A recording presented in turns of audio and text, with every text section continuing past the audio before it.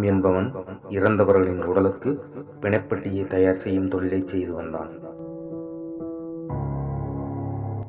இதுவரை சுமார் 100க்கும் மேலான பிணப்பெட்டிகளை தயார் செய்து கொடுத்துள்ளான். இறந்த உடலின் அளவுக்கேற்ப கச்சிதமான முறையில் பிணப்பெட்டி செய்வதில் வல்லவனாக இருந்தான். சில சமயம் இறந்த உடலின் அளவு தெரியாமல் உறவினர்கள் கதறும் பொழுது நேரில் சென்று உடலை பார்த்து அறிந்து அதற்கேற்ப பிணப்பெட்டியை தயார் செய்து கொடுத்து வந்துள்ளான். அன்று ஒரு நாள் திடீரென்று கூடிய கனமழை பெய்து கொண்டிருந்தது. சுமார் மாலை 5 மணியில் தொடங்கிய சூறைக்காற்று 10 மணியாகியும் விடவில்லை. இரவு உணவு வெளியே சென்று வாங்க முடியாமல் பட்டினியால் படுத்து உறங்கத் தொடங்கினான். பசியின் மயக்கத்தால் ராம் நன்றாக குரட்டை விட்டு தூங்கிக் கொண்டிருந்தான். அப்பொழுது கதவை யாரோ வேகமாக தட்டும் சத்தம் கேட்டு திடுக்கிட்டு எழுந்தான் ராம். கண்ணெதிரே நின்ற கடிகாரத்தில் மணியை பார்த்தான். நள்ளிரவு 12 மணியை காட்டியது. மீண்டும் கதவு சத்தம் வேகமாக கேட்க ராம் பயத்தோடு கட்டிலை விட்டு இறங்கினான். யாரு என்று மெல்லிய குரலில் கேட்டான். ஆனால் எதிர்முனையில் பதில் இல்லை. மீண்டும் பலத்த வேகத்தில் கதவை தட்டும் சத்தம் கேட்டது. ராம் பயத்தை மறைத்து கொண்டு கடும் கோபத்துடன், யாரது கதவை தட்டுவது? கேட்கல, பதில் சொல்லுங்க என்று பயங்கரமான குரலில் கத்தினான். ஆனால் எதிர்முனையில் இன்னும் பதில் வரவில்லை. அதுவும் ஓசை சத்தம் இன்னும் சத்தமாக கேட்டுக்கொண்டிருந்தது. ராம் பயத்தோடு கதவின் அருகே சென்றான். சத்தம் படிப்படியாக குறைந்தது. சிறிது நேரத்தில் கதவு சத்தம் நிசப்தமானது. ராம் பயத்தோடு கதவை திறந்து வெளியே பார்த்தான். அங்கே யாரும் இல்லை. பெரும் மூச்சு விட்டு கொண்டே கதவை மீண்டும் தாளிட்டு பூட்டினான். மணி 12 ஆச்சு, தூங்க போவோம் என்று மீண்டும் கட்டிலை நோக்கி செல்ல திடீரென்று மறுபடியும் கதவு தட்டும் சத்தம் கேட்டது. திடுக்கிட்ட ராம் வேகமாக நடந்து கதவை திறந்து பார்த்தான். அங்கே ஒரு வயதான முதியவர் கையில் கம்புடன் நின்று கொண்டிருந்தார். யார் நீங்கள்? உங்களுக்கு என்ன வேண்டும்? எதற்காக நடுராத்திரி 12 மணிக்கு கதவை தட்டினீர்கள் என்று வினாவினார்.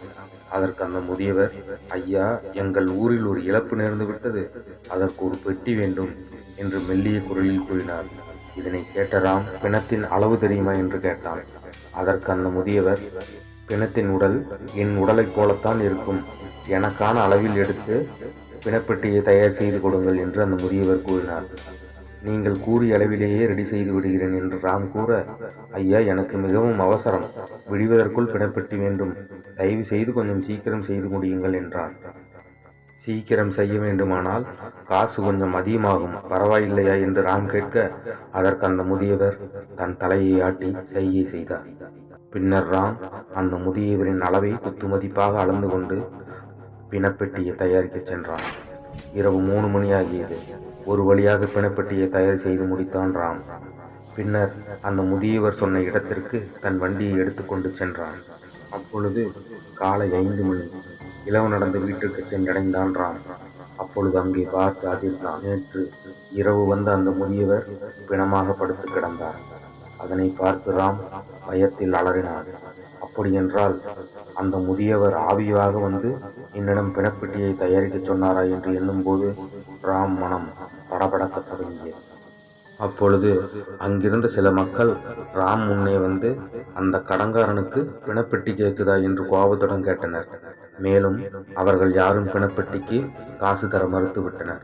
ஏற்கனவே அந்த கிழவன் எங்களிடம் ஏகப்பட்ட காசு கடன் வாங்கிவிட்டான், எங்களால் யாராலும் தர முடியாது, திரும்ப அந்த பிணப்பெட்டியை எடுத்து சென்று விடு என்று முற்றுகையிட்டு கூச்சலிட்டனர். மேலும் ராம் அருகில் இருக்கும் சில நபர்களிடம் கெஞ்சி பார்த்தான். ஆனால் எவரும் பணம் தருவதாக இல்லை. என்ன செய்வது என்று சிறிது நேரம் யோசித்துவிட்டு மீண்டும் தன் வண்டியை எடுத்து அந்த பிணப்பெட்டியை அங்கு வைக்காமல் தன் வீட்டிற்கே கொண்டு சென்றான்.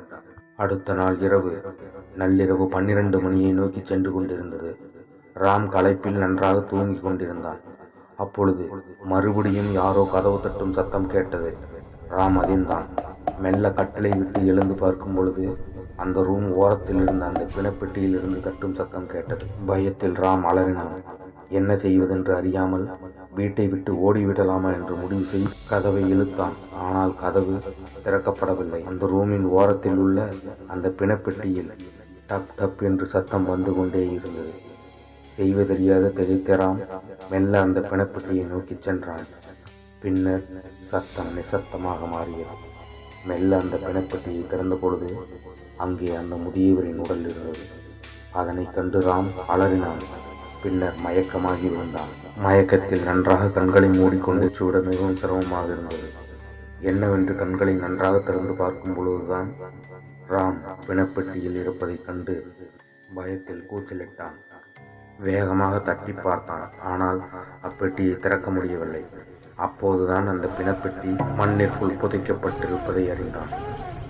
தன்னை யாரோ உயிருடன் பிணப்பெட்டியில் அடைத்து விட்டார்கள் என எண்ணி வேகமாக தட்டி பார்த்தான். ஆனால் பெட்டி திறக்கப்படவில்லை. நேரம் ஆக ஆக ராமால் மூச்சு விட முடியவில்லை. தாம் பேயின் பிடியில் சிக்கியிருப்பதை உணர்ந்தான். ஒரு கட்டத்தில் மூச்சு விட முடியாமல் உடல் முழுவதும் வியர்த்து அந்த பிணப்பெட்டியிலேயே அவன் இறந்து போனான். அந்த முதியவர் சனிக்கிழமை தினத்தன்று இறந்து போனார். அதனால் சனிப்பிணம் தனக்கு துணையாக இன்னொரு பிணத்தை தேடிக்கொண்டது.